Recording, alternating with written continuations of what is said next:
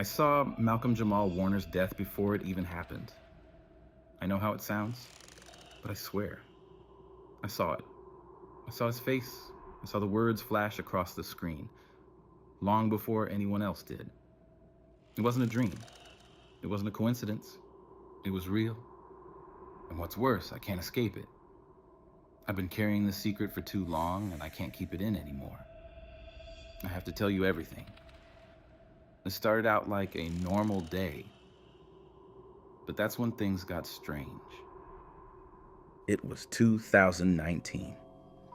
The world was still buzzing with normal things, movies, music, the stuff that fills our days, our headlines. But this day was different. Everything about it felt wrong. But I didn't know that then. All I knew was that I was going about my usual routine, doing what I always did until I walked into that place. The house was big. Really big. One of those places you only see in magazines, you know? The kind that makes you feel like you're not even supposed to be there. The marble floors, the grand staircase, everything meticulously arranged like a museum. It was spotless, too spotless. And the people, they were all so calm, like nothing ever went wrong in that place. But I was different. I wasn't supposed to be there. I was just a passerby in a world I didn't belong to. I'll never forget the doorman. I know it sounds strange, but there was something wrong with him. He wasn't anything extraordinary, just a guy doing his job, standing there at the entrance like he always did. But when I looked at him, I noticed something off. His eyes. His eyes were just gone. Not like he was blind, no. It was like there were just empty spaces where his eyes should have been. I don't know how to explain it. It wasn't a trick of the light. It wasn't some optical illusion. His eyes were just hollow. I tried not to stare, but I couldn't help it. It felt like he was watching me, even though there was nothing there. And I couldn't shake the feeling that something was wrong, like something was about to happen, something that shouldn't. I shook it off. I had a job to do. I couldn't let my mind wander. But as I stepped deeper into that house, that feeling like something was just about to snap grew stronger. Every room I walked into, the air seemed heavier, thicker. The silence was almost suffocating. I remember walking past a picture on the wall, a photo of the man I was there to see, the one who everyone knew, the one who everyone admired. But the longer I stood there looking at that photo, the more it felt like he was staring back at me. And it wasn't just a picture anymore. It was as if he was in that room with me, standing just behind me. I couldn't shake it. At first, I thought it was just nerves, but I couldn't ignore the growing tension. Every time I walked through the halls, it felt like the house itself was closing in on me, like the walls were breathing, waiting for something to happen. And it wasn't just the house, it was the whole situation. There was something in the air that made me want to run, but I couldn't. I had to be there. I had to do my job. As the day went on, and I did what I came to do, nothing out of the ordinary, just routine tasks. Nothing that would raise any red flags. But I couldn't shake the feeling that everything was building up to something. Like I was waiting for a storm to hit, but I had no idea when or where it would strike. And then it happened. Just like that. I remember the moment it all changed. I was in the back of the house, setting up for something when I saw it. The screen flashed on, and then there it was. The words. I don't know how to explain it, but it was like the whole room went still when I saw it.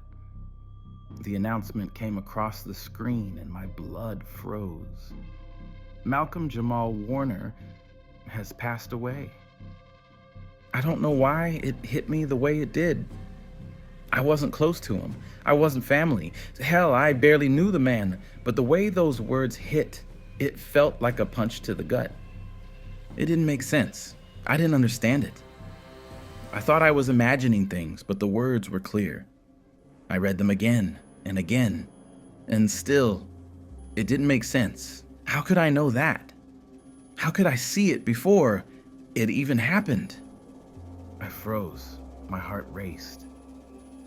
I couldn't move. I didn't know what to do. It wasn't like anything I'd ever felt before. It was like I was seeing the future, or maybe the past. I'm not sure anymore. But it was so real, so vivid. It was like the world was giving me a glimpse of something that wasn't supposed to be seen. I left right after that. I didn't finish what I came to do. I just had to get out of there. My hands were shaking and my head was spinning. I couldn't process what I'd just seen. Was it a mistake? Was it a glitch? It couldn't be real. But it was. I went home. Tried to forget about it, but the moment I turned on the news, there it was again. The same announcement. The same words. It was real. And I couldn't shake the feeling that what I saw, what I experienced wasn't just a coincidence. It wasn't just a mistake. I saw it before it happened. And I can't escape that. But what happened next took things to a whole new level. I remember walking through the door like it was just another day. But everything felt different the moment I crossed that threshold. The air was cooler inside, not in an unpleasant way, but just enough to make me notice it. The house, this mansion, really was massive, bigger than I'd imagined. The walls stretched up, higher than most buildings, and the floors were polished to a mirror-like shine, reflecting the soft light that streamed in through the windows. The light was warm, almost golden, which made everything look perfect, almost too perfect. At first, I told myself I was being ridiculous, that it was just nerves, that everything would be fine. It wasn't my first time in an upscale place like this, and it certainly wasn't my first time working around people in the spotlight.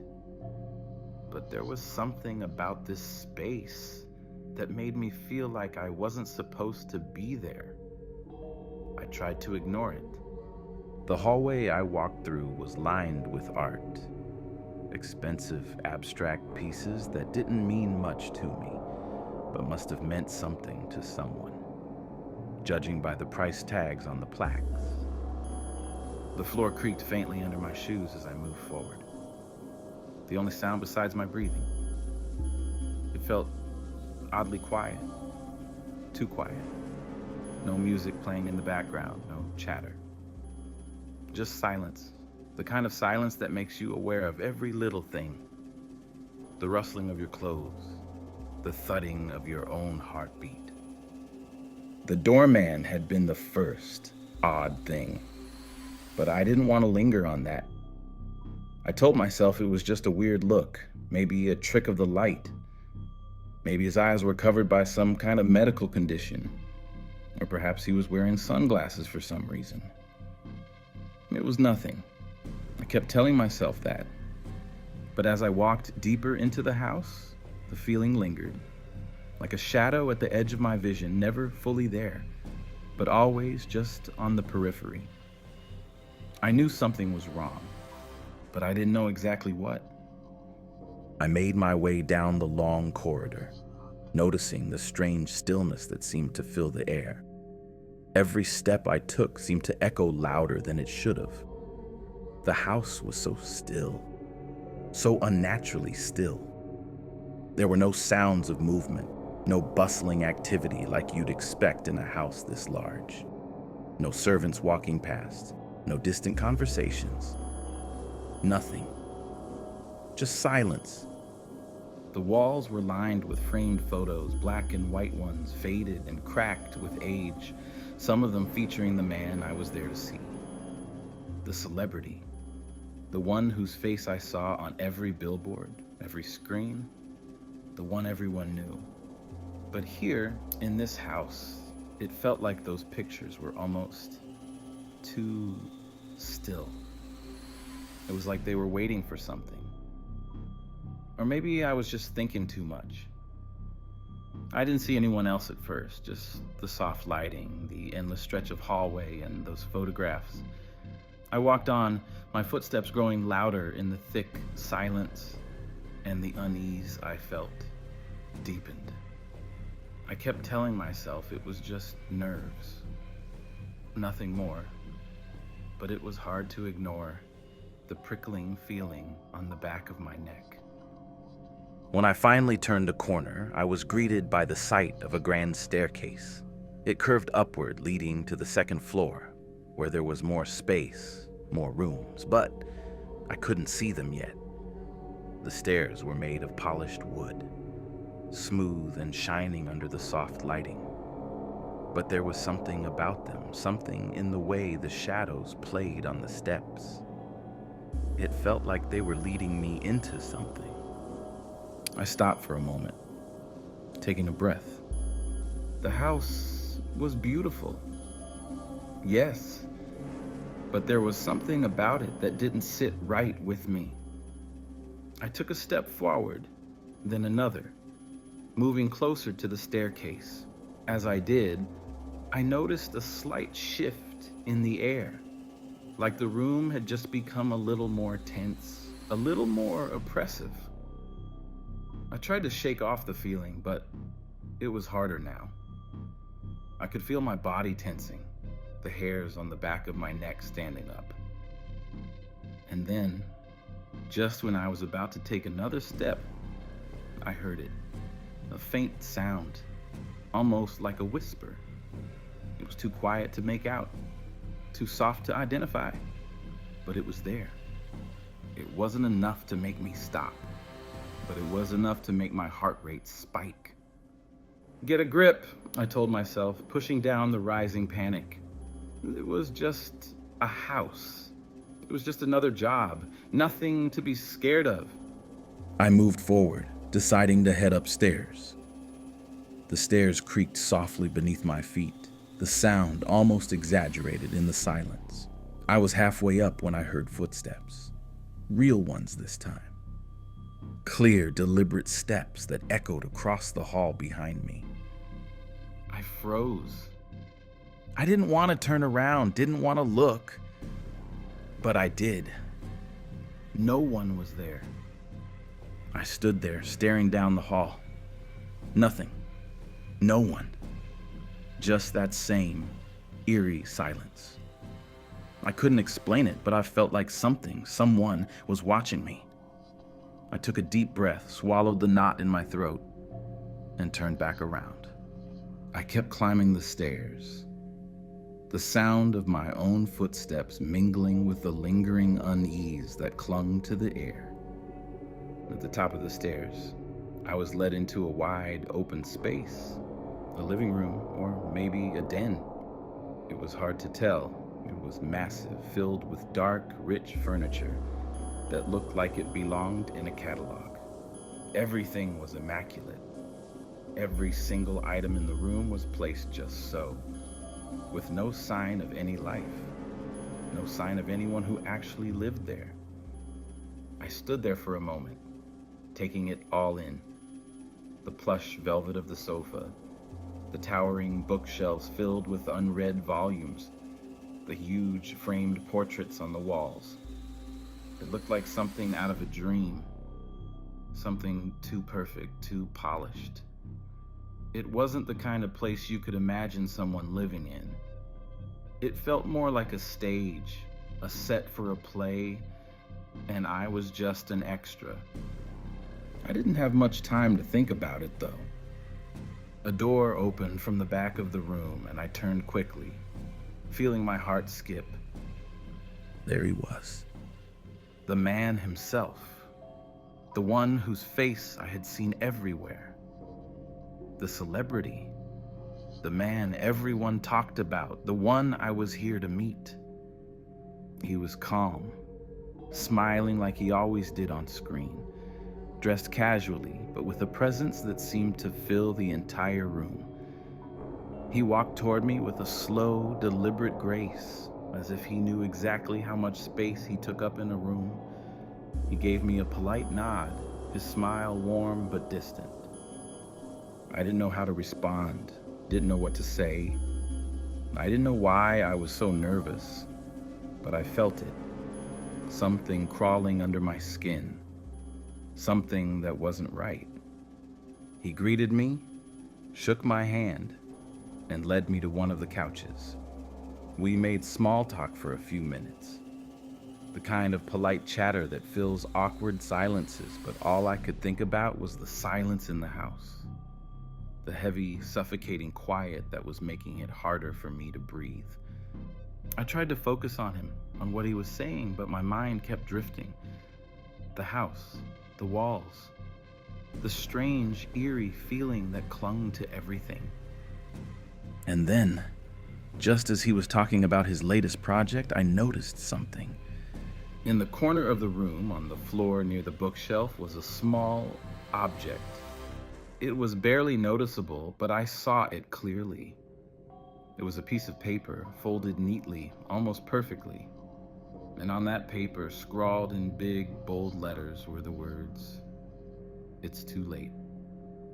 My heart skipped a beat. I couldn't breathe. But I said nothing. I didn't even look at the paper again.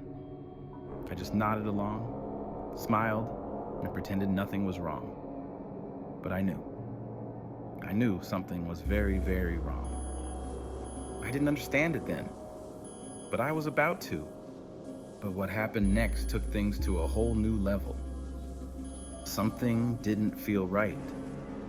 I couldn't explain it, but I could feel it deep in the pit of my stomach.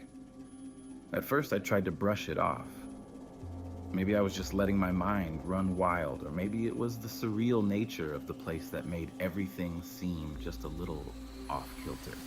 But the more I stayed there, the more I realized that this wasn't just my imagination. I was sitting across from the celebrity, trying to focus on the conversation, but all I could think about was the heavy silence that seemed to hang in the air. It was like the house itself was holding its breath, waiting for something to happen. I couldn't shake the feeling that I was an outsider here, that I didn't belong, and that I was being watched. It wasn't just the house, though. It was the people, the staff, the guests. They all seemed different. Polite, yes. Professional, sure. But something was missing. There was no real warmth, no life.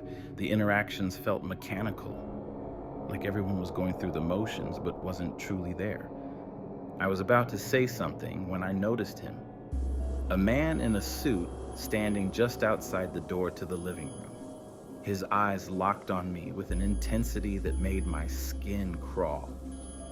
He wasn't moving, just standing there, almost like a statue, as if he was waiting for something, or perhaps waiting for me to notice him. He wasn't a member of the staff, I could tell that much. There was something off about his posture, about the way he stood there so still. He had this strange look on his face, like he knew something I didn't. Something he wasn't telling me. I tried to ignore him, hoping he would go away, but he didn't. His gaze stayed fixed on me, unblinking. For a moment, I thought I saw something flicker in his eyes. Something like recognition, but also something darker. Something that made me feel uneasy. I wasn't sure if I was imagining it, but I felt like his stare was almost challenging me, daring me to acknowledge him. Then, as if sensing my discomfort, the man turned abruptly and walked away, disappearing down the hallway without a sound. I was left staring at the empty doorway, trying to shake the chill that had crept over me. I tried to refocus on the conversation, but it was hard to ignore what had just happened. I could feel my heart beating faster, a sense of dread settling over me like a weight. I needed to get out of that room. I needed to get away from the oppressive silence, from the strange behavior of the people around me. But as I glanced around the room, my gaze fell on something else. A door. It was tucked away at the far end of the living room, hidden behind a thick velvet curtain, almost as if it didn't belong.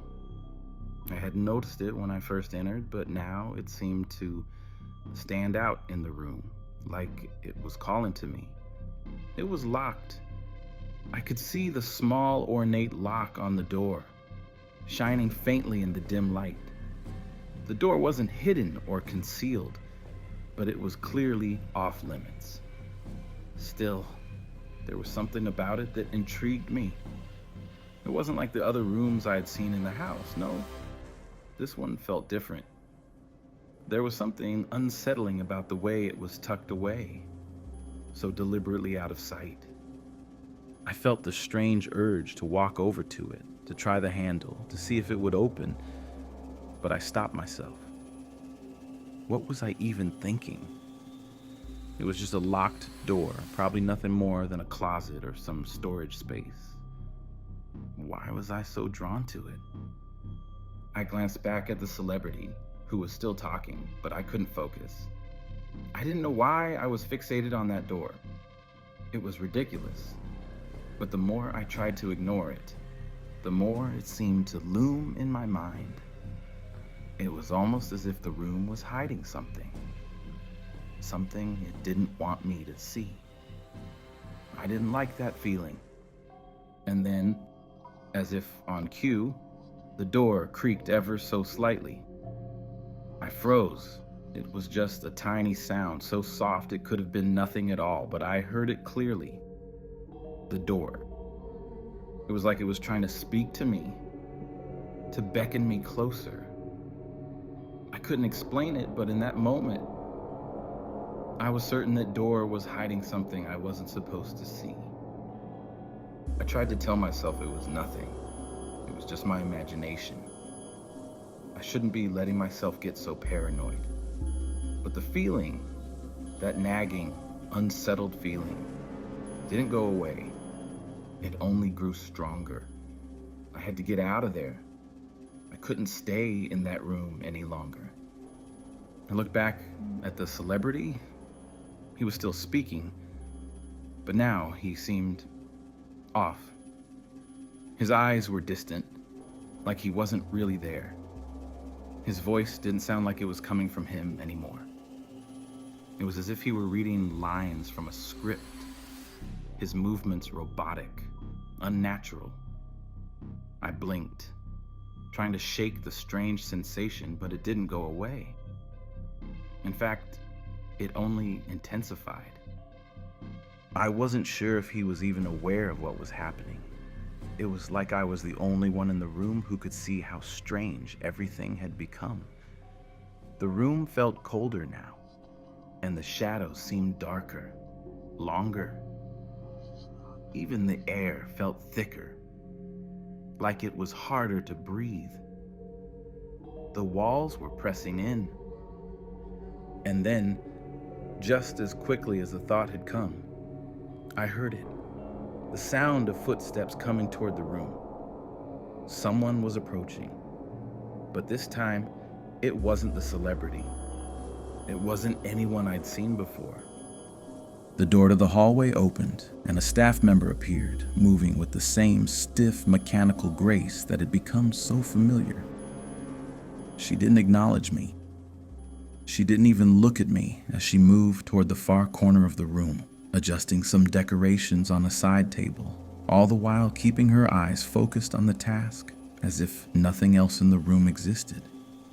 I was starting to feel like I was the only one out of sync, like everyone else in this house was in on something I wasn't. They moved like they were part of some unspoken routine, like they had rehearsed every step. It was like they were all going through motions. and I was the one who didn't belong. I tried to keep it together, to push the growing unease out of my mind, but I could feel my body tightening, my heart racing. I needed to get out of that room. I needed to leave. But when I looked back at the locked door, the feeling returned. The door was no longer just a locked room. It felt like it was holding something back, something it was desperate to keep hidden. And that thought made my skin crawl. The celebrity continued speaking, his words distant, almost garbled now. I could no longer hear him clearly, like the sound was being muffled by the walls. The more I tried to focus on him, the more his voice seemed to fade, like it was being drowned out by something else. I had to leave. I had to leave now. But as I made a move to get up, to make my way toward the door, I heard another sound. A low, guttural noise. It was coming from the direction of the locked room. At first I thought it was my mind playing tricks on me, but it was unmistakable. It was a sound that chilled me to the bone. It was the sound of something, or someone, scraping against the inside of the door. I froze. My mind was screaming at me to move and to get out, but my body wouldn't respond.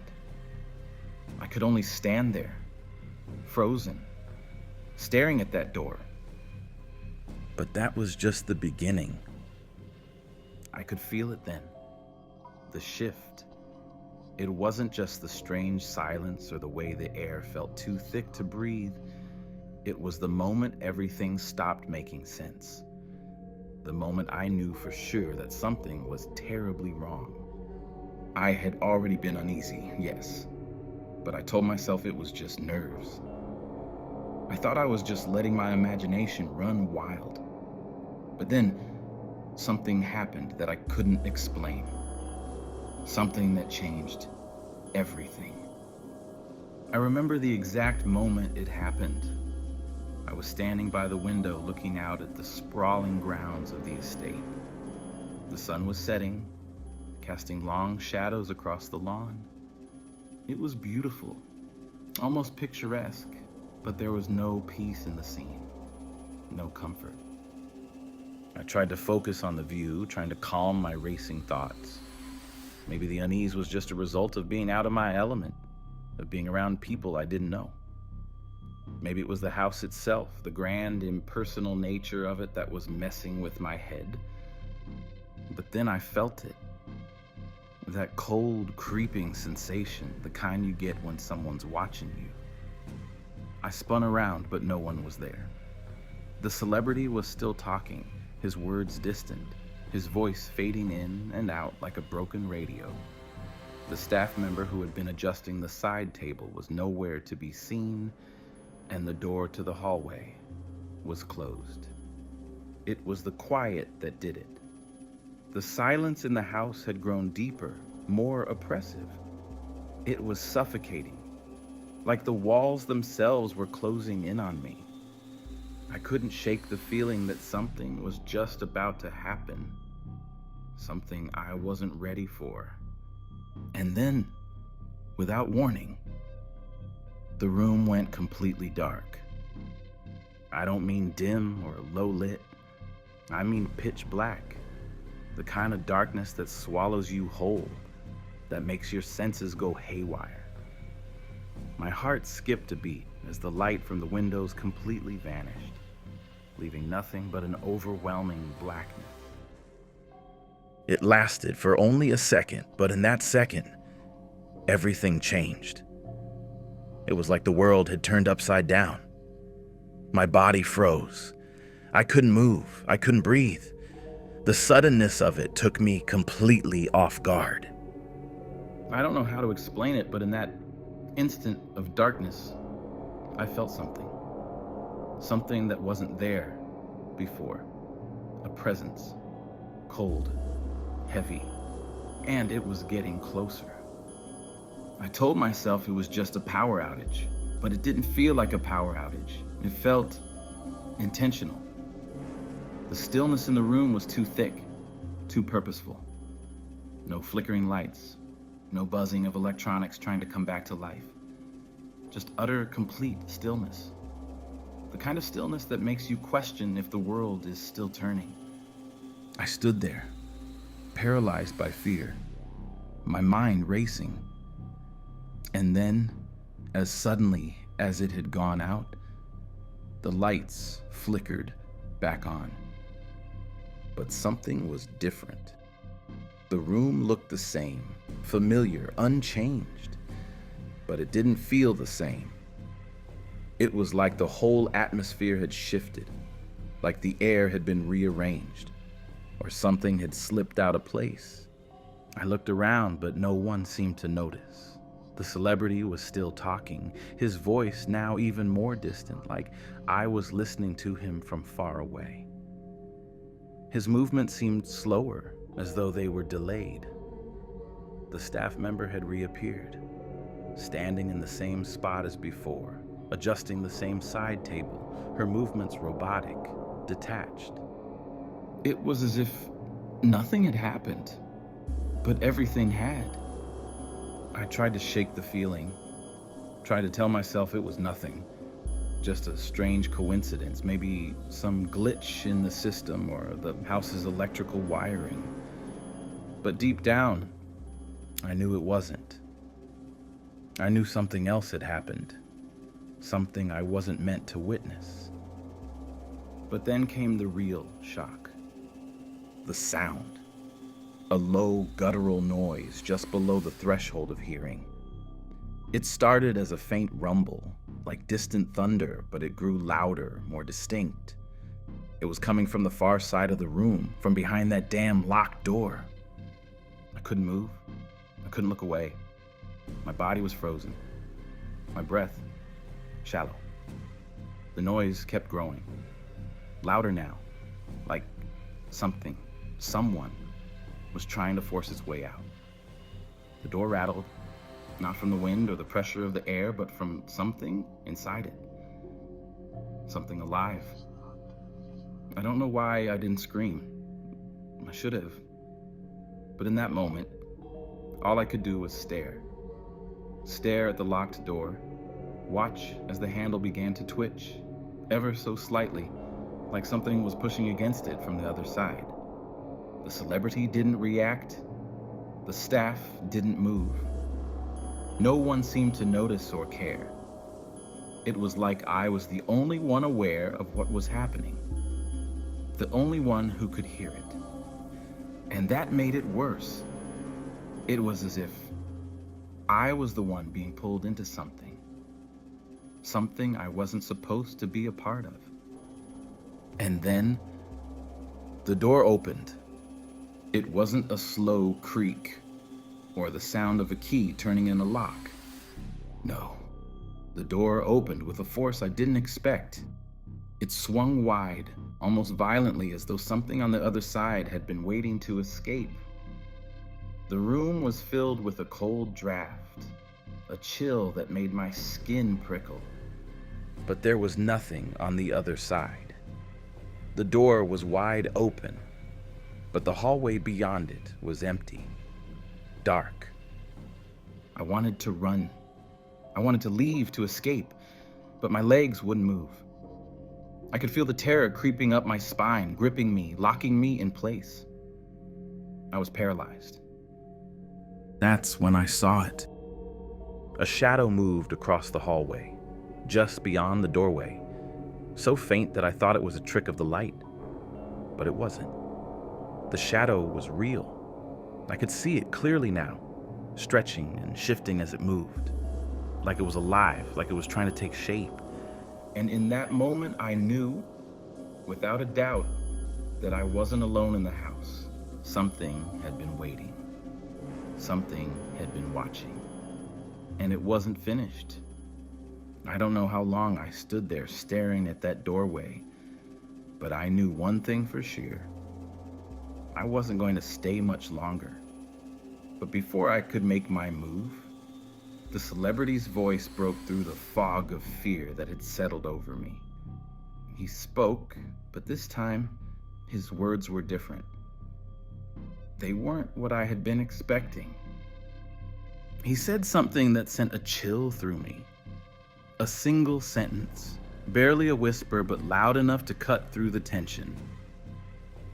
"You shouldn't have come here." His eyes didn't meet mine. They were focused on the floor, distant, unfocused. But those words, they were meant for me. That was the moment. The moment I knew I wasn't just some outsider here. The moment I understood that everything was a lie. I wasn't just in the wrong place at the wrong time. I was meant to see this. I was part of it. And now, I couldn't turn back.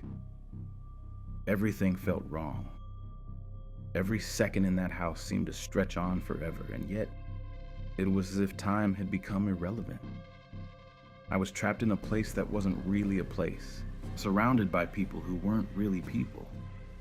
And the air was so thick with tension that I could barely breathe, like the house itself was holding its breath, waiting for something to happen. The locked room, the strange man, the shadow behind the door, the words from the celebrity. I couldn't make sense of any of it, but none of it seemed coincidental anymore. It was like I had walked into the middle of something I was never supposed to witness. But then I felt it. The moment when everything shifted. I was standing in the hallway, not sure where I was going, not sure what I was even looking for. My mind was racing, but I couldn't process it all. There was so much to take in, too much to understand. And just when I thought it couldn't get worse, it did. I heard the voice again. It wasn't the celebrity's voice or the staff's voice. It wasn't even a whisper that I could ignore. It was a sound that cut through the stillness like a knife. It was a voice I recognized. I froze. My blood ran cold. The voice, his voice, Malcolm-Jamal Warner's voice. But it wasn't his voice from earlier, the one I'd heard speaking with such detachment. This voice was different. This voice was full of emotion, full of fear. I turned around, heart hammering in my chest. The hallway behind me was empty. The space seemed just as lifeless as before, yet there was something in the air now. Something heavier, something more pressing. And then I heard it again. This time, it was clearer. It was almost like a cry, a desperate sound, one that sent chills down my spine. It was coming from the other side of the door. The locked door. I don't know what made me do it. I didn't want to know what was on the other side, but something pushed me forward. I had to know. I had to see it. I had to know why I was hearing his voice. I needed answers. I moved toward the door. My legs felt like they were made of lead, like they didn't belong to me. My body didn't want to move. But my mind was pulling me forward. It was an unexplainable force, like a magnet drawing me in. I reached for the handle, my hand shaking so violently that I almost pulled away. But I couldn't stop myself. I turned the knob. The door opened with a soft creak, like it had been waiting for me. I stepped inside. And then I saw it. The room was dark, darker than it should have been. The shadows clung to the walls like they were alive, reaching toward me. The air was colder here, colder than had been anywhere else in the house, and I shivered as I crossed the threshold. The moment I stepped in, the door slammed shut behind me, leaving me in the pitch black. I couldn't see anything. I couldn't hear anything. I reached out, my hands grazing against the cold, smooth walls, trying to orient myself, to find something, anything. But then, just as suddenly as the door had closed, the light flickered on. And there he was. Malcolm-Jamal Warner.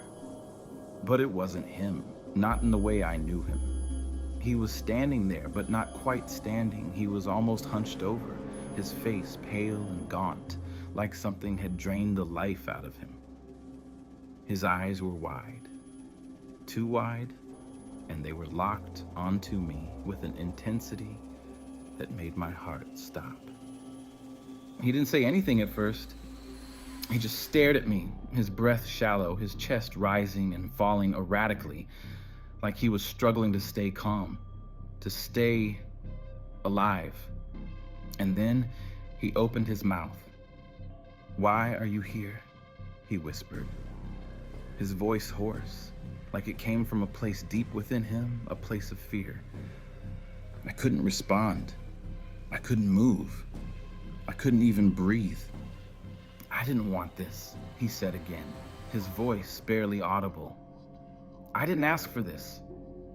His hands clenched into fists, his knuckles turning white as he shook with some invisible force.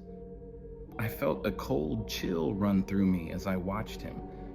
His figure seemed to shimmer, like he was fading in and out of existence.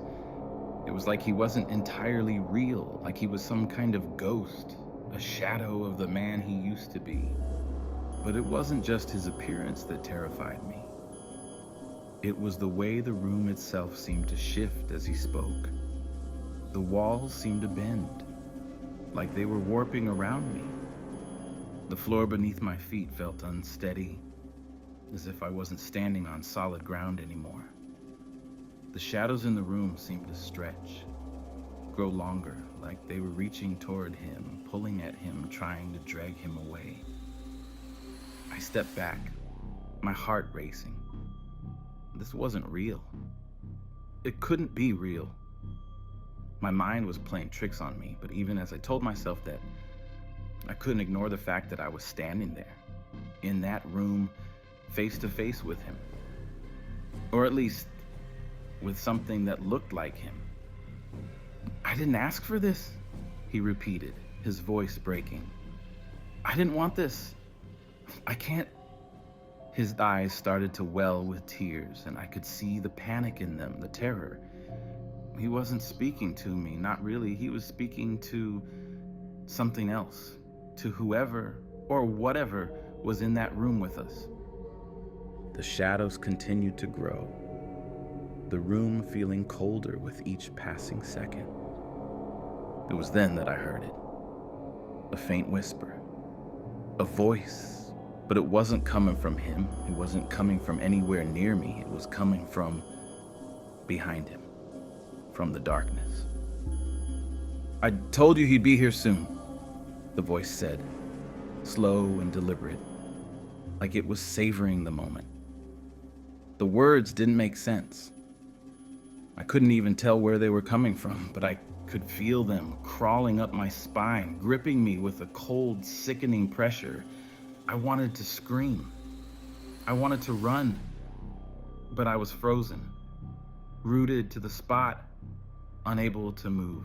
The air was thick, suffocating, and I couldn't escape it. The figure in front of me, Malcolm, or whatever was left of him, looked up, his face contorting in a mixture of fear and desperation. "They want me," he whispered. "They want me. And you're too late." And then, with a sickening lurch, his body seemed to collapse inward, as if something was tearing him apart from the inside. The shadows closed in around him, consuming him whole, swallowing him up, until all that was left was the sound of his ragged breathing, growing fainter and fainter, until it was gone. I was alone in the room. The air was still cold, the darkness almost suffocating. And that's when I realized it.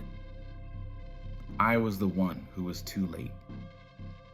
I had walked into this house thinking I could leave, thinking I could walk away from whatever it was that was happening. But I couldn't. None of us could. And that's when everything changed. I stood there, paralyzed. My mind was still reeling from what I had just witnessed, what I had just felt. The room was empty now. The air was still cold, suffocating. The shadows that had once seemed alive had receded, leaving nothing but an oppressive silence in their wake. I didn't know how long I stood there. Minutes? Hours? Time felt like it had stopped the moment that figure, that thing that looked like Malcolm, had collapsed into the darkness. I wanted to run. My legs felt like they were made of stone, but the urge to flee was overpowering. I couldn't be in that room any longer. I couldn't breathe, couldn't stay. My mind screamed at me to get out, to leave this place, but my body wouldn't cooperate. And then, as if on cue, I heard it. The soft click of the door behind me. It wasn't the usual creak of an old house. Number. This was deliberate, calculated. Someone, or something, was locking the door. I spun around, my heart in my throat, but there was no one there. The room was still empty. My breath came in shallow gasps, panic clawing at my chest. But the door was now locked. I reached for the handle, but it didn't budge. I was trapped. A voice broke through the panic. A voice I didn't recognize. It came from behind me, low and slow, almost like it was savoring the moment. "You shouldn't have come here," the voice said. I spun back around, but again, I saw nothing. Just the same empty room, the same flickering lights. But I felt it, someone was watching me. And they knew what I had seen. They knew what I had felt. Terror gripped me. I didn't know who was in control anymore. I didn't know what was real. Was I still in the same house? Was I still the same person? I didn't care. All I cared about was getting out. I turned back to the locked door, the growing sense of dread threatening to crush me. I pounded on the door, desperate, screaming for help, but no one came. The house was as silent as it had always been, suffocating me with its oppressive stillness. And then I heard footsteps, slow and deliberate, coming down the hall. I turned toward the sound, but I couldn't move. My body was frozen, the terror too great to push through. The footsteps came closer, and just when I thought I couldn't bear it anymore, a figure appeared in the doorway. It was the man I'd seen earlier, the doorman, the one with the eyes that weren't really eyes at all. He stood there, motionless, his face as blank as it had been when I first met him. But now, his presence felt different. It felt like he was watching me, judging me. His cold gaze locked on me, and I knew in that moment I was no longer just a witness. "I told you to leave," he said, in a tone that made my blood run cold. I don't... What do you want from me?" I stammered, my voice barely a whisper. He didn't answer. He didn't need to. The air around me thickened, the pressure building until it felt like the walls were closing in. I could feel something, someone, behind me, too. Not a person, not a thing I could see, but something dark. Something wrong. My mind was spiraling. I couldn't think. I couldn't even breathe properly. The fear was choking me, but I couldn't run. I couldn't escape. And then he spoke again, his voice low and threatening. "You're not going anywhere," he said, as though it were the most obvious thing in the world. A cold sweat broke out over my skin. I wanted to scream, but the words wouldn't come. I was trapped in that room, in that house. I didn't know how I could ever escape this nightmare. But what happened next took things to a whole new level. I should have never walked through that door. I should have left the moment the silence felt too heavy, the moment his voice changed. But now it's too late. The house has a way of pulling you in, and once you're inside, it doesn't let go. I thought I was just a witness, but now I know. I'm a part of it. And whatever's still there, whatever I saw, it's not finished with me. It's been watching me, waiting. I can feel it every time I close my eyes, every time I breathe. If I'm gone tomorrow, you'll know why.